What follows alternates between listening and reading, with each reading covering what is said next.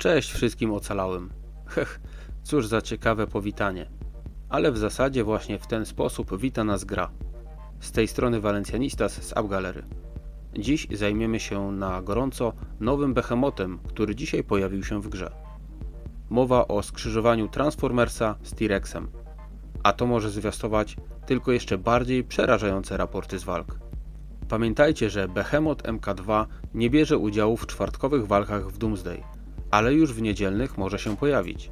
Są co do tego sprzeczne informacje, więc na wszelki wypadek bądźcie gotowi. Zanim jednak zaczniemy o nowym stworku w naszym przydomowym zoo, chciałbym Wam przypomnieć o kampanii AppGalery, w której za zakupy pakietów w State of Survival otrzymujecie kryształy AppGalery, które to kryształy wymienicie na kupony i można tymi kuponami płacić za kolejne pakiety w grze. Kampania trwa do 31 maja i w zasadzie nie ma ograniczeń ilości kuponów, które możesz zdobyć. Na pewno bardzo się przyda, jeśli weźmiemy pod uwagę mnogość nowych pakietów w grze, aby szybko i tanio ulepszyć naszego Behemota. No dobra, ale do rzeczy. Behemoth MK2 ma wiele wspólnego ze swoim poprzednikiem. Dzielą wspólne fiolki doświadczenia wpływające na ich poziom oraz fiolki umiejętności. Przy czym dla małpy Behemota MK1 pojawiły się nowe, zarezerwowane wyłącznie dla niego.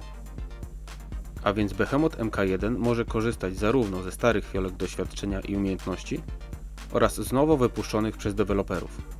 Za to Behemoth MK2 może używać tylko nowych. Zapamiętajcie to, bo łatwo się pomylić.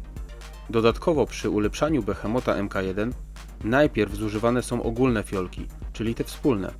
Dopiero później te dedykowane dla Behemota MK1. Wraz z wypuszczeniem nowości na serwery live możemy zmienić wygląd budynku Behemotów. Nie wpływa to w żaden sposób na ilość potrzebnych surowców do ich ulepszenia, ale miło widzieć w końcu jakieś odświeżenie w osadzie.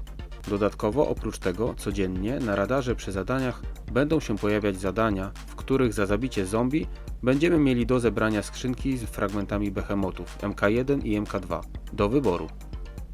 Czyli w dalszym ciągu możemy zbierać fragmenty naszej małpki, do tego fiolki umiejętności i godziny przyspieszeń treningu naszych żołnierzy.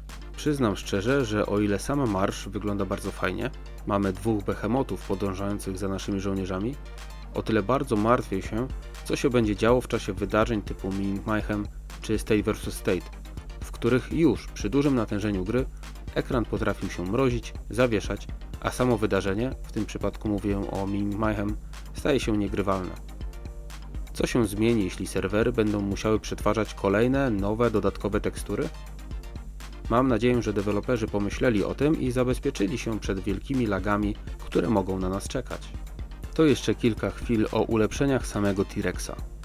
Gracze przyzwyczajeni do ulepszenia Behemota MK1 nie będą mieli żadnego problemu, żeby przesiąść się na ulepszanie MK2, ponieważ jest dokładnie takie samo.